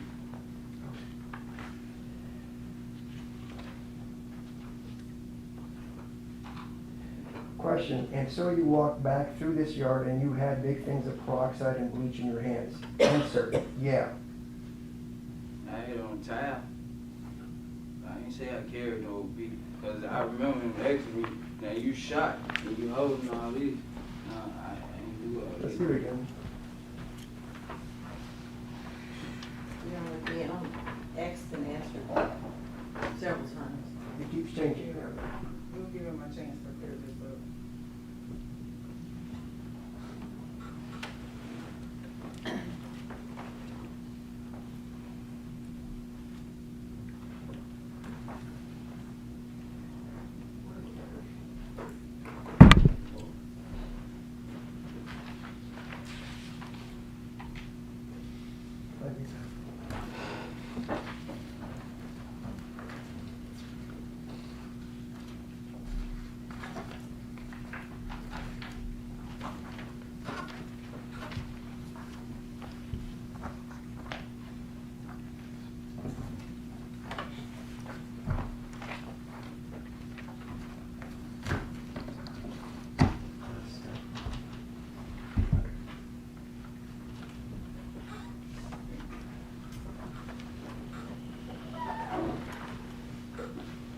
I'll just ask you again.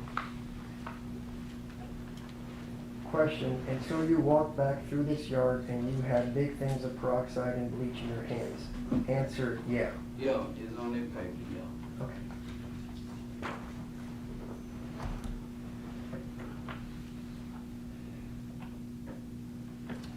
At some point in one of your interviews, you mentioned that Justin Johnson gave $500 to the neighbor next to your father's house along with a letter. You remember that? Yeah, That happened, right? yeah, All right, and the lady that lives next to your dad's house, is that Vivian Ferguson? yeah. All right. And so she was given $500 by whom? I wasn't there at the time, but I believe it was Justin Johnson. Okay, so Justin Johnson arguably would have gone to your dad's neighbor, lady that's like a grandma, Miss Vivian Ferguson, if I remember correctly, and gave her $500 cash, I'm guessing? Yeah, Okay. And then at some point after the shooting, you went to Atlanta, right? I was coming back from Atlanta when he had took that 500 as well. Okay. I'm not gonna ask if you know when the 500 went there because I'm certain it's gonna be blurry for you, but after the shooting, you went to Atlanta. Yeah, All right. And then arguably when things cooled down, you came back and there should have been $500 waiting for you with Mrs. Vivian Ferguson, right? now I was on my way back from Atlanta when he gave her that 500. I was already en route back to Memphis. All right. So she would hold the money for you Yeah, until you I got was back. just a few hours away. Okay. You have any idea when that was? Nah, I can't tell you. Okay.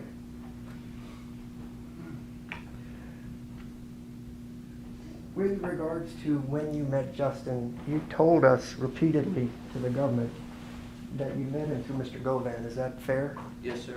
All right. Do you remember making an intoxicated statement to the police on December 9th when you were arrested? That you met Mr. Johnson through another rapper that you knew as miscellaneous. It's like $MISC. You remember saying that? No, I don't recall it. Okay. I was under the influence, sir, so I don't recall none of that interview at all. I'm just gonna be honest with you. On December the 9th, the day I got locked up, I was high. My mugshot said I don't remember nothing. Okay, so let me back up that day that you got locked up. You were high, but you went to the grocery store, knowing enough it was your daughter's birthday to buy cake and balloons. You went to the school to drop it off. You then were alert enough to notice that, Nah, I did say I went by Family Dollar, got a $10 bill. I'm getting there. You were alert enough to notice that you were being followed by law enforcement, but instead of whatever, you decided to go to the Family Dollar to get some headache pills. You then drive through Mississippi or to Mississippi. Yeah. And then you're alert enough to know that suddenly not just the unmarked cars, the Jeeps, the DeSoto County Police was also following you, right? And then they stopped Nah, they you. pulled me over. They pulled you over. They won't follow me. They come behind me. That's what initially made the stop to pull me over for the U.S. Marshals. All right. Was this on the side of the road? Yeah, they pulled you? pulled me over on the side of the road. Okay. And so, was this near your child's mother's house? Nah, they was in Mississippi on Irway. All right. Because when we State talked, line. okay, when you talked to the government, you said you were able to get your phone to your child's mother, so you gave her some evidence, and the police figured it out. Was that before or after the police were following you?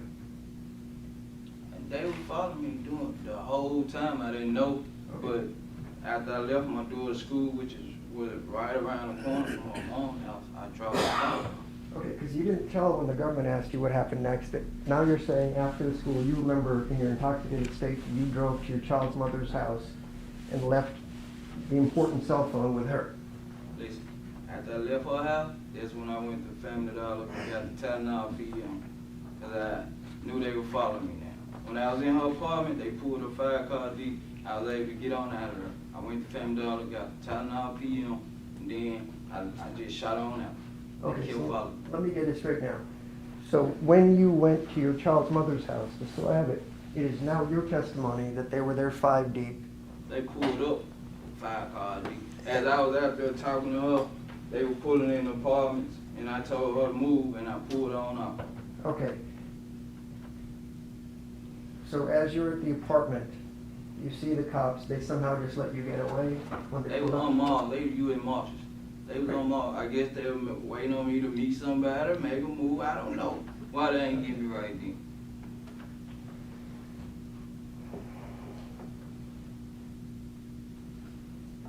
Do you remember telling Uncle Ron, your brother Quez, and all that, prior to all this, that after it happened, that Govan is a federal snitch and he had put sort of a listening device in your jacket? Oh yeah, I remember saying. Okay. You remember at one of your many interviews, they showed you photos of weapons that could have been used at the time of the shooting. You remember that? You had to identify photos that they were showing you of guns? Probably did. I can't just. Okay. Yeah. All right. I think this was one of the non-intoxicated interviews. I'm just going to ask you. Okay. Well, One of the guns that they showed you, you said was Justin's and it's old. You remember saying that? he was on a picture with it. No, it was just a gun. Uh, They sort of did a gun lineup, I guess, if you were. You remember that? I don't remember. All right. You remember being shown an AK and some other handguns, and you said those were Angela's guns. You remember that? No, I don't remember that. Okay. I remember being shown guns, but I don't remember that. All right. And it's your testimony under oath, even though you told the police that you met Justin sometime in the past through miscellaneous.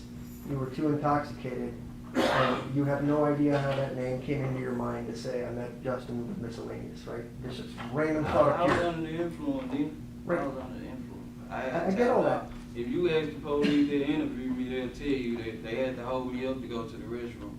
All right. So if you ask them to interview me, I'll take the ticket.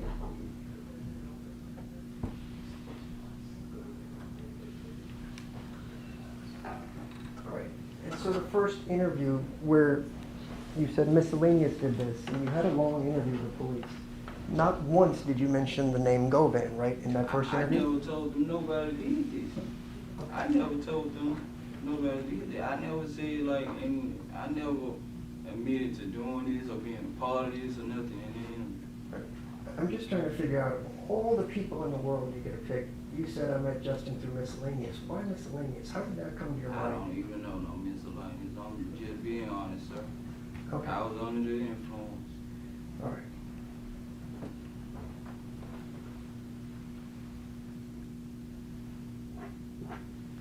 Do you remember writing letters to your sisters, Yes, sir. Kiana Smith and Vanessa Holmes? Yes, sir.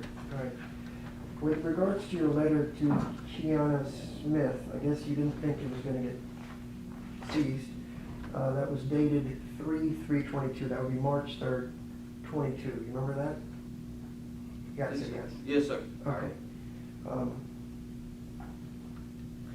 You're basically saying that Angela's lying, LMAO. Angela said she was scared, blah, blah, LMAO. she's fucking with my life with her lies. You remember all that? If it's there, I wrote it. All right. If you want to see it, I'll show it to you. No, I know it's what y'all's calling a escape. Right, and you go on and on about her lying ass and all that other stuff. So the interesting thing there is you talked to your sister about a separate case here in Memphis, in the Holly Bobo case. You remember that? Yeah, when I was explaining my lawyer history, who my lawyer was that would represent me or whatever, I was just telling them like his history, Sure. who he all represented and stuff like that. Okay. And it says, he being your lawyer, he said that's the only way I will not do life in jail and ECT Maine. What is ECT? Is that et cetera? Yeah. Okay. Maine just got $50K for this. He talking about one of the men in Holly Bobo case where they raped and killed her, period. He worked with them and they let him walk free. You remember saying that to your sister? Yeah, That if he, I wrote it. Yeah, I wrote it. so the idea was, this is in March, you're not intoxicated anymore. No, I ain't intoxicated. You're writing to her that if I work with the police, just like this guy that raped and killed a woman and walked free because he cooperated, that Well, was... I actually don't know exactly what the guy did, what role the guy played that he represented. So I really didn't, and I didn't know the case very well as well. So I didn't know what was the outcome. I don't know what to expect because I didn't know the role that. I just know he represented somebody on the case. So when your family was reaching out to Juke's lawyer, Arthur Horn, and getting other lawyers... My family didn't reach out to Arthur. Okay, I'm sorry. Let him finish his question. Yes, ma'am. I want to be accurate. Yes, your family reached out to Attorney Bailey, who then reached out to Arthur Horn on your behalf to get the money and all that. Got it. But then when Bailey pulled out of the case, you got the same lawyer that got the man in the Holly Bobo case off by cooperating, right? Right. Yeah. Deputy, could you show him this, please?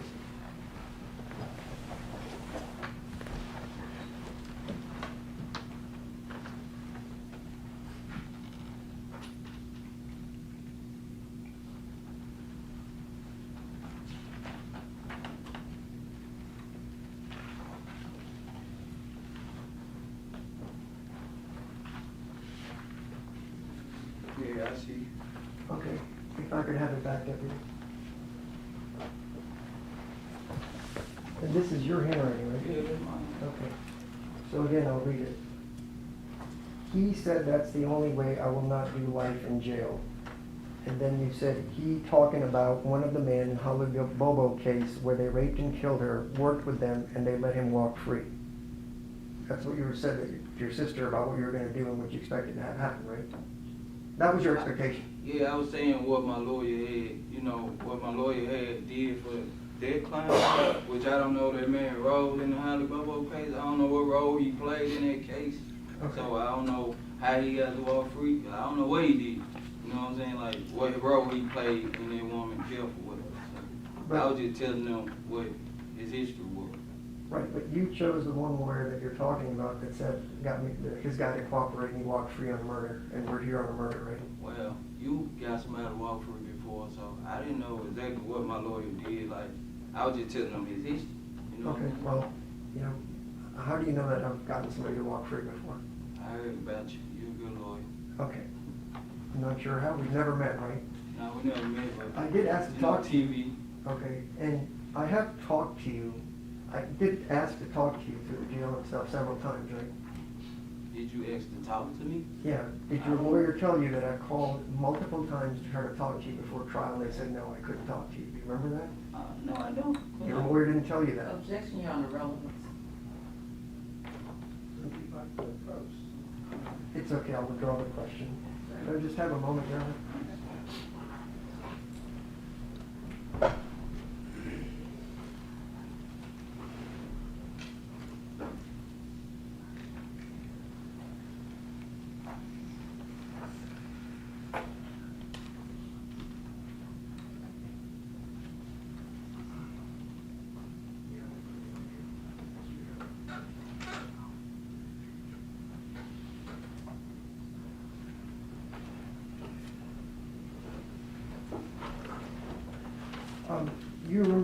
talked to you, it seems like a lifetime ago, where we talked about Gotti's Arthur Horn giving some money for your lawyer, and I asked you, are you on the team and all that, and you said you don't know what I'm talking about. You remember that?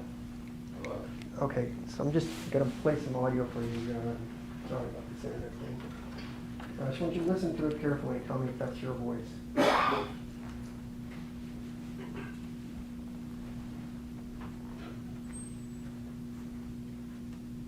That this was like, was the message given to you that like this is for you to be on their team and not talk? Pretty much, but not really, but I guess by them making the payment, like, this supposed to be like, just be cool, but since I've been. And as far as you know, since you've obviously had enough TV knowledge or whatever, since you know who I am, you know for a fact that neither Gotti nor Mr. Juk have ever been questioned by the police, right? Yeah, I did. All right. And I know Mr. Juk died in 2024, about 2.5 years after the shooting. But you're not aware of them ever being questioned, even listening to what I just played for you, right? No, I haven't talked to, I can't contact Juk or Gotti. I don't know them personally, none of them. Okay. So, And so just before I sit down, we're not sure about the dates, we're not sure about the times. Basically, from this meeting until the murder, it's about 3 months is our best guess before you and Justin did it. The morning of the murder, you didn't call Mr. Govan, did you? no, we talked to Govan the day before, like when we was already out that day. Well, the reason I ask is, you didn't know what you were gonna do that morning. Justin just showed up with a stolen white Mercedes, right? No, we did, we knew they had turkey drive, like I said. I'm not talking about turkey drive. When Mr. Johnson picked you up, he showed up with a white Mercedes. You didn't know he was coming with a white Mercedes, right? No, I ain't know he pulled up in that car. Right. And you didn't know what guns he was gonna bring. No, I did not. And you didn't know if you were gonna see anybody that day, because the turkey drive been going on all week, right? It's No, like, we, like I said before, prior to this, was the day before, we was already out. So we knew that we was, you know what I'm saying, he already let us know, Mr. Govan already let us know, like, y'all gonna get some, and we gonna get some, we ain't just settled for nothing, we gonna get something, we out hunting, we Okay. on the move. and when you happened to see Mr. Dolph, since you said you're not familiar with PRE and all that, even though you shot at Mr. Wu some months earlier, how did you know that was him? If you don't know much about PRE, how did you know that was Dolph? I told you, I listened to Dolph.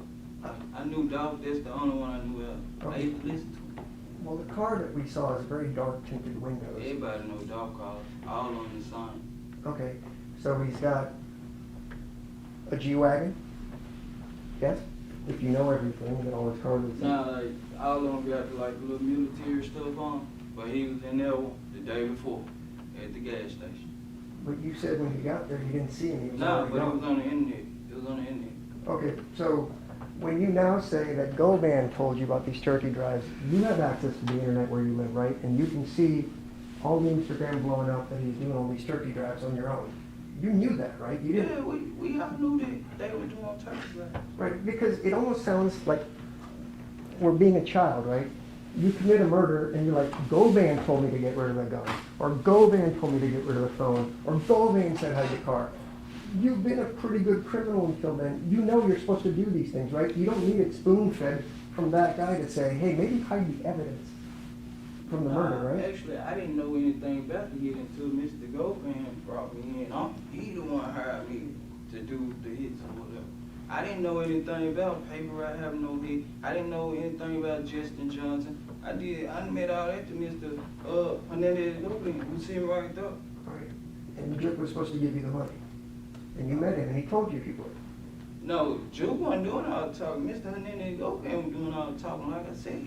Juke was like, put them phones outside, and he was just like shaking his head, like whatever he was saying, like the money gonna be good. That was Mr. Hernandez was talking. He was like, you know what I'm saying, this little C right here, this All what right. did to me. So the guy that you just met, that Bobby Carter, your associate, said might be a snitch, that's who you're listening to. Can we play this clip that you told the police?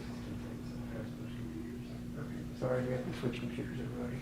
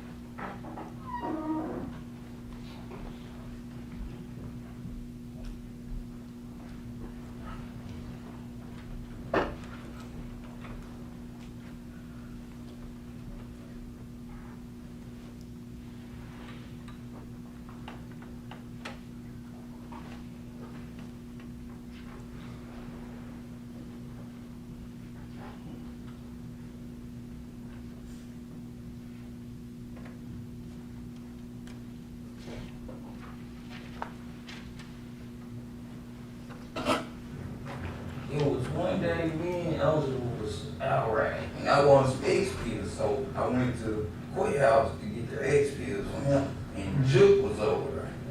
And when I walked in, there was one quick told Juke, this little seat right here, and mine, Juke was like, is a hit on all of them. First, he said, take all the phones outside, you know. He ain't say my phone, he said quit phone. I passed my phone to make it feel comfortable. So, took the phone outside, and Juke was like, is a hit on all they had to get him, and he got us.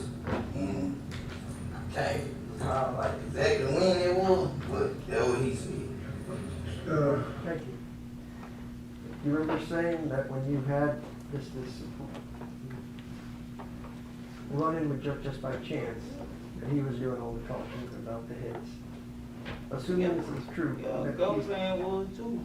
Mr. Hernandez Govan was. So what I'm hearing, when you say it was That's just, me. right, and Juke also knew that Govan could have been a federal snitch, that's why he made you move the phones I out. don't know nothing about that because I don't know Juke like that. I don't know what Juke knew about Mr. Hernandez Govan, but that was what I had heard, that he was a federal snitch, and every time somebody said that he'd shoot at him, so that's why I ain't believe, so.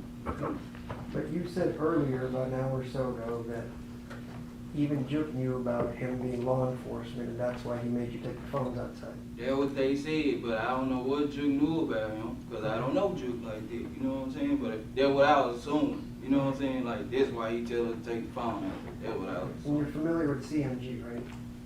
I know the artists, yeah. Okay. I don't know them personally. With regards to knowing Dolph and his music, you've heard of the song 100 Shots, right? Yeah.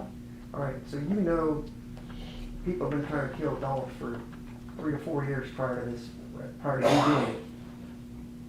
Yeah.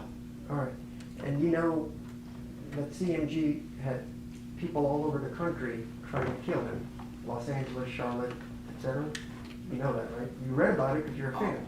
Yeah, I don't know exactly who it was or nothing like that. I don't know, but I know they've been having beef. I know them. All right, and Yo Gotti's very successful, wealthy, all that kind of stuff, right? Yeah.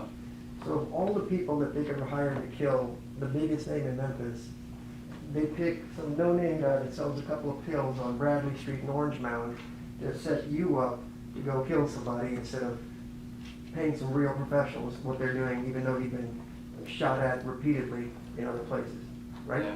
Come from Mr. Hernandez Govan, he was saying I ain't want nobody on their camp doing it, so that's why he had us Okay, on the team. yeah, go in and set it all up, right? Yes, sir. Okay. That's how I met.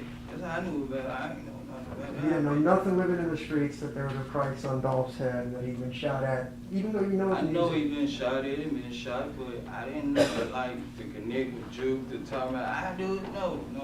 I do it, pick me. No. Mr. Hernandez Govan, how we do the job. I appreciate your time. No problem. Appreciate you.